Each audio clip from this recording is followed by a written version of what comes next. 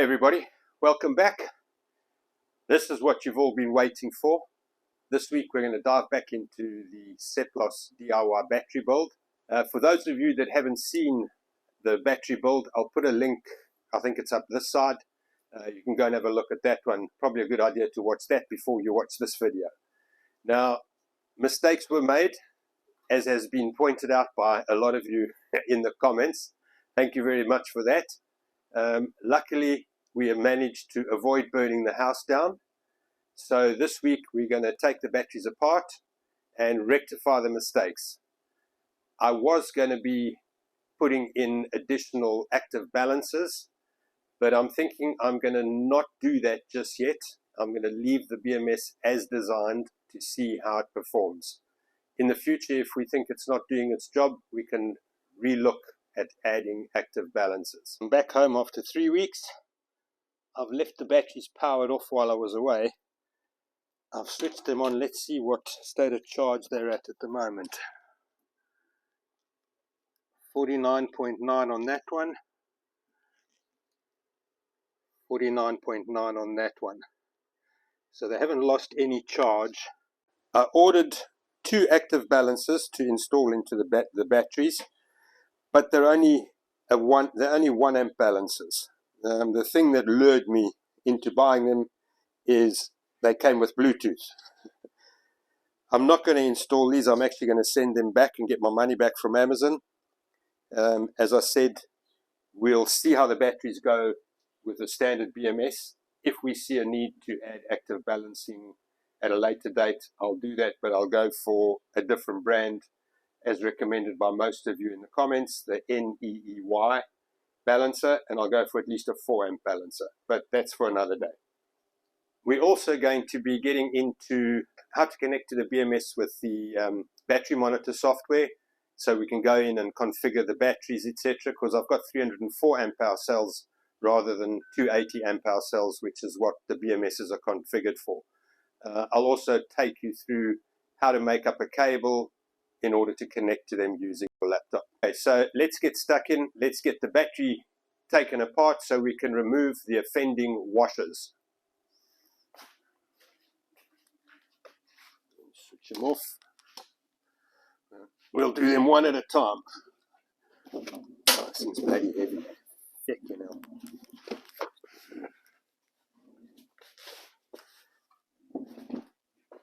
Alright.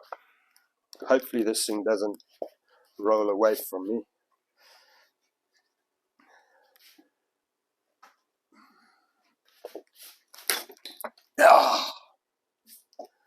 So I figured, in order to make this job a lot easier, I'd buy an electric screwdriver and bring it home with me. But if you notice, there's no electric screwdriver in the box. Security at the airport decided I was going to try and screw something up with a plane, I'm assuming, and decided it was too dangerous to let me fly with it. Arseholes. Okay, so just back to the manual process, going to take a while. So I'll get back to you when the cover's loose. Okay, so Mandy's taken all the screws out the cover. The first mistake that we're going to rectify, based on all your comments, is I'm going to remove my watch with its metal strap. I'm going to get divorced, taking off my ring, and I'm going to remove my chain. The reason for that is we don't want any metal that could potentially either fall into the battery or touch something that might cause a short, and lots of sparks. Okay, let's take the cover off. I've just got to disconnect the... Okay, now the battery is switched off. Just remove that so we can get the cover out the way. I don't have a plastic 10mm, so I know I've taken off my watch and all of that stuff, but this is metal, so I have to work very carefully. So the first thing I'm going to do to try and work in a semi-safe manner is remove this bus bar here, which will separate the 2 banks.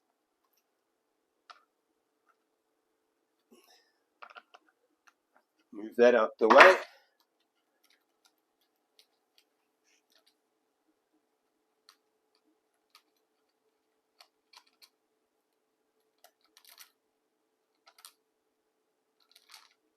and then remove these washers that I added in. And as I look at it now, it actually looks like there is enough seating area on the top of the terminal for the bus bars. So that's what we're going to do now. We're going to remove all the bus bars, remove all the washers, and then put it back together.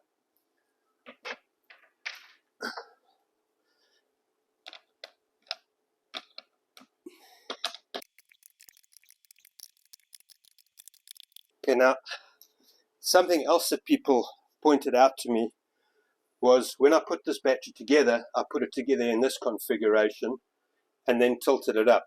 And they were concerned that with the bus bars being tightened in this position, there might be some flex with the batteries moving up and down.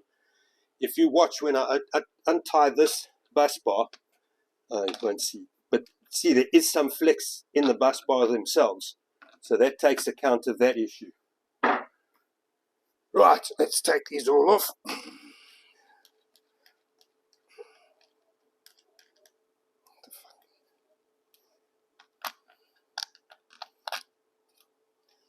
Get rid of the washers.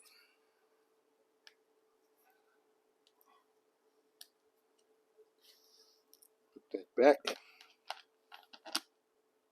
And we'll just do them one at a time and then come back and tighten them all up when we're done. But I'll do that one last.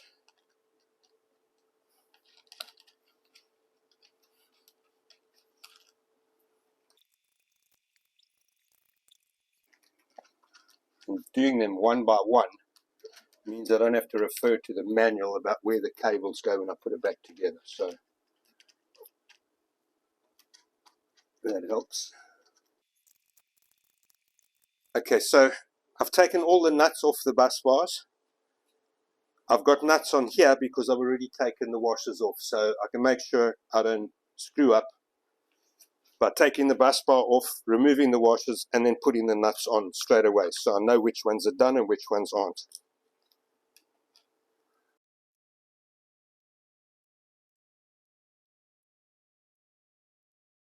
So washers are removed from that row. I'll come back when once I've done them all and tighten them all up with the spanner, T-bar.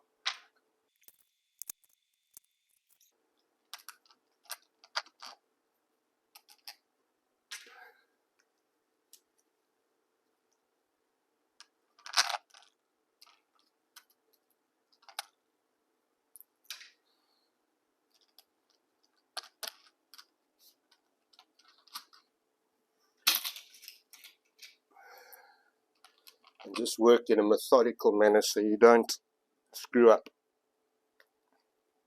These washers seem to have welded themselves to the bloody... What did I just drop? Oh, it wasn't welded that hard. There we go. So these red cables are the balancing cables that are built into the BMS. We're interested to see why people are recommending we need to add an additional balancer on.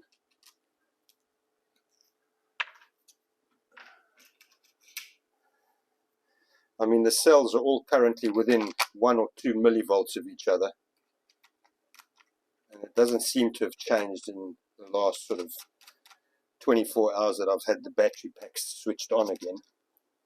Now, someone commented the reason we don't want the washers on, particularly just pressed metal washers, is that they add to the resistance, which I hadn't even thought about, which makes sense. So happy that you guys put me straight on that one. Why are there some of them stuck at the back and some not? The way you tighten them? Must be. My 6 Newton meters torque wrench is obviously a bit off. The one that I don't have. Okay, now I'll tighten all of these up before I put that last bus bar on. And we'll start from one end and work our way to the other end.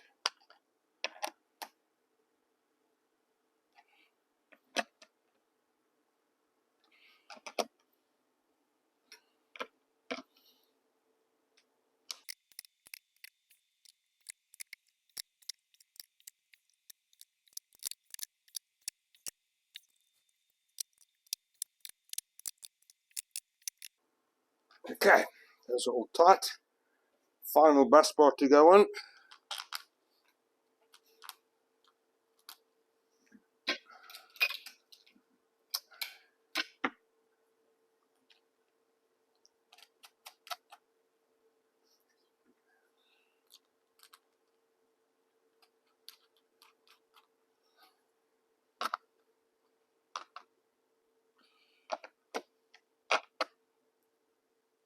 There we go. Done. So I just need to close this one up, and I'll repeat the process on the second battery bank, and I'll get back to you when it's done. Right, so that's the second one done. Let's connect up the control panels for the display. Make sure we don't pinch any cables.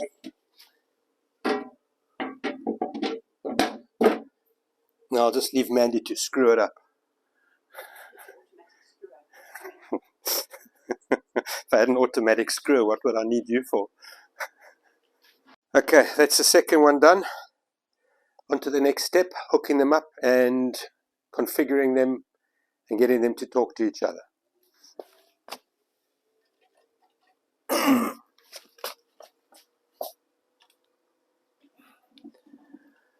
just going to get my laptop.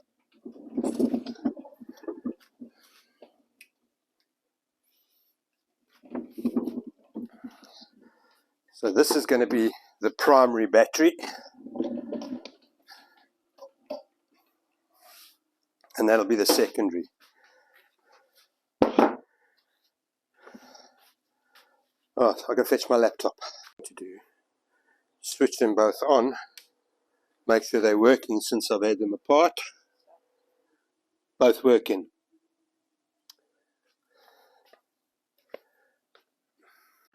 The first thing we have to do when we hook batteries together, we've got to use the dip switches to set the ID. Now, the instructions from Seplos are, just let's be charitable and say they're not very clear. So I resorted to taking advice from Andy from the Off-Grid Garage, who has been doing a lot of work with the Seplos stuff. So I just want to say thank you, Andy. You've saved my ass on this quite a lot and saved me hours and days. And if I had any hair to tear out, it would have been torn out long ago. So once again, Andy, thank you.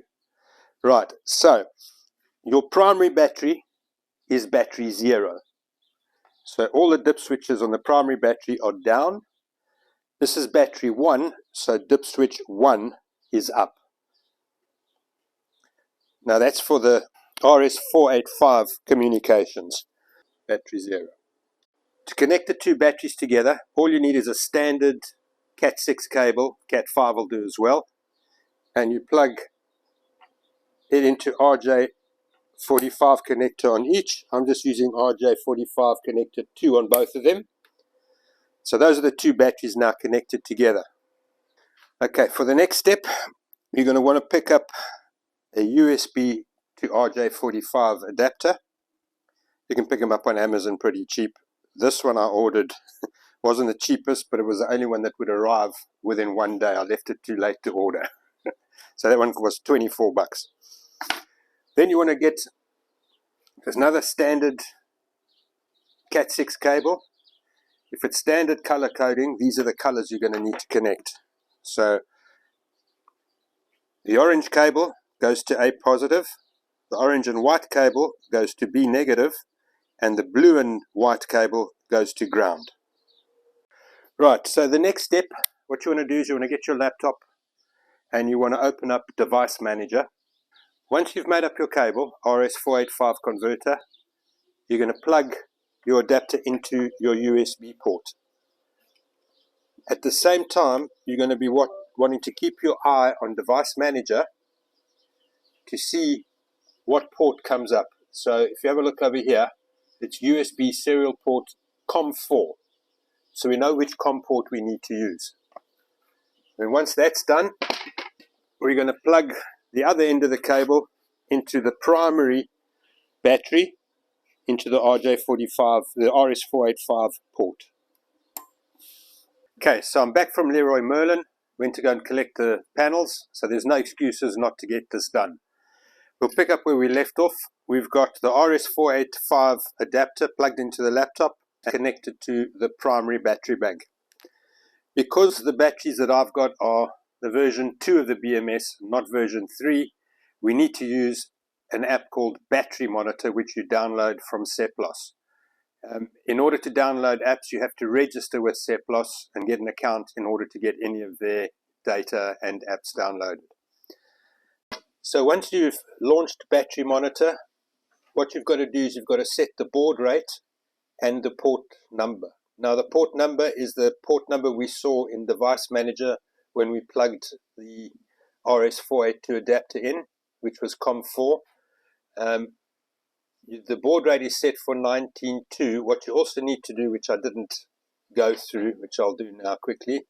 Right, so as I showed you, USB serial COM port 4, what you want to do is you want to right click on that, go into Properties, and go into Port Settings, and you want to set your baud rate to 19,200 and select OK. So then you want to go, you open up Battery Monitor. That's what you use for version 2 of the Seplos BMS, and you come over here and you select the COM port that you picked up in Device Manager and also confirm that the baud rate is correct. Then click Connect. And as you can see, it's now connected to the batteries. It's giving you the 52.66 volts, which is the primary pack. If you go into multiple, sometimes this works, sometimes it doesn't. I don't know why.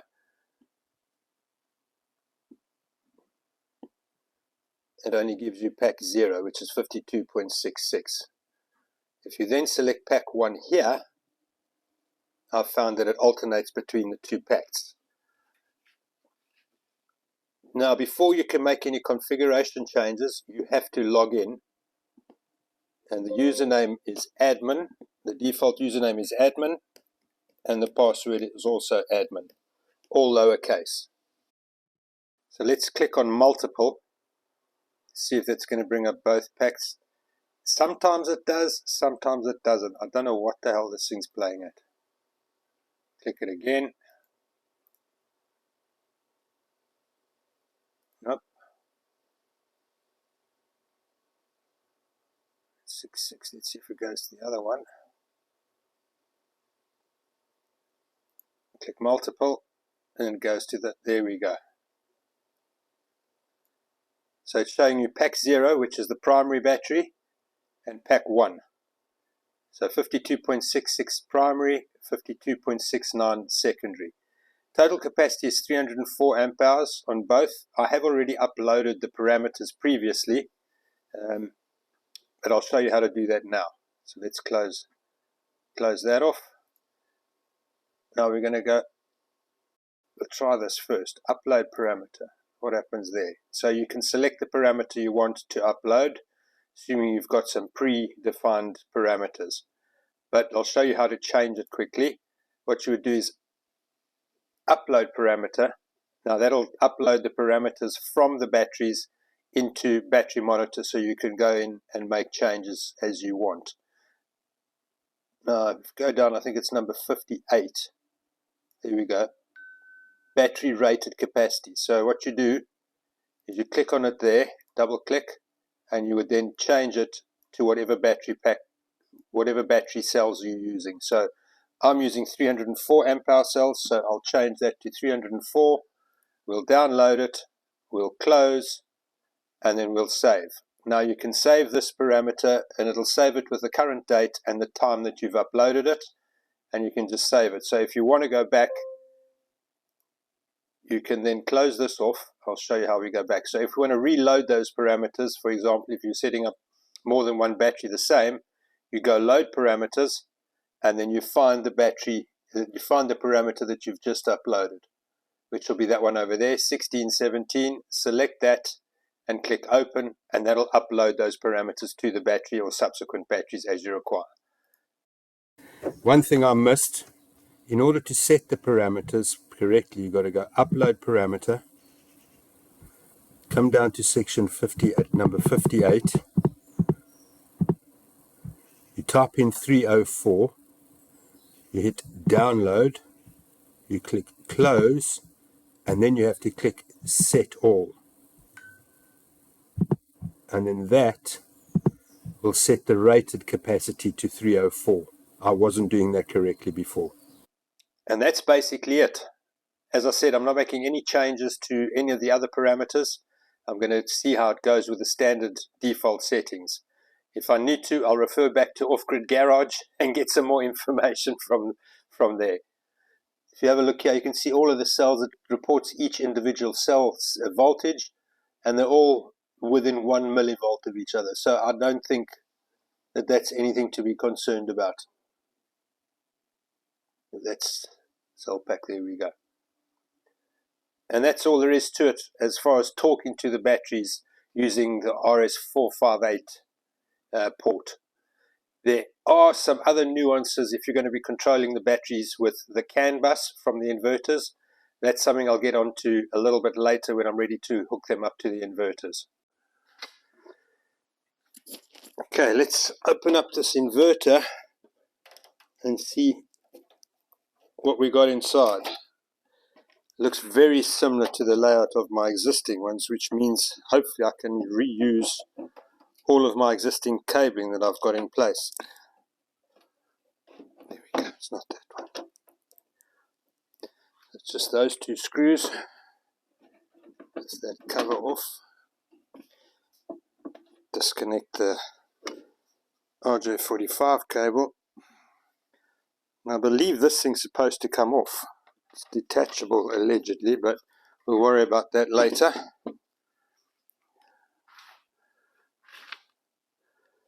So there we've got battery.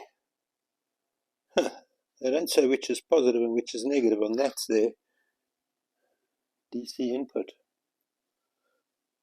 That's a bit crazy. Why don't they have it marked? Which is positive, which is negative? We'll have to figure that out. PV positive, PV positive, PV negative. Which will come through there, which is battery. Negative is that side, and positive on the left. Okay, AC output. We've got two circuits. I guess that's for primary loads and secondary loads. And then you've got AC input down the bottom, either from the grid or from a generator. As you can see on the existing inverters, it's the same layout. So this should be fairly painless, he says. Leave a comment below if you think I'm being overcautious and if you think I should just go ahead, keep one of them in inverters connected so that we got power while I'm doing the changeover. Okay, so it's a few days later, 4 to be precise if anyone's counting, hit a major roadblock. Remember earlier in the video I was talking about the CAN bus protocols and all that stuff? That bit me in the arse. So the battery state of charge has dropped from 49.9 to 46.8 since I've been playing with the battery and the inverters. I also noticed that it dropped quite a bit when I changed the rated capacity from 290 amp hours to 304 amp hours. Test bench. Finally got it all working.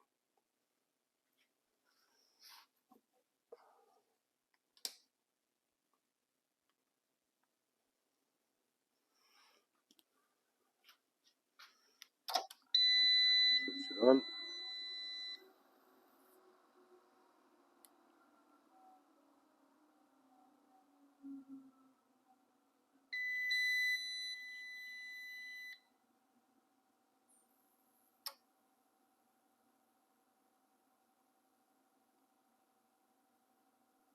And I believe when the battery light's flashing, that indicates that it's talking between the battery and the inverter. As it turns out, my MPP solar inverter will not talk to the Seplos battery bank using CAN bus protocols.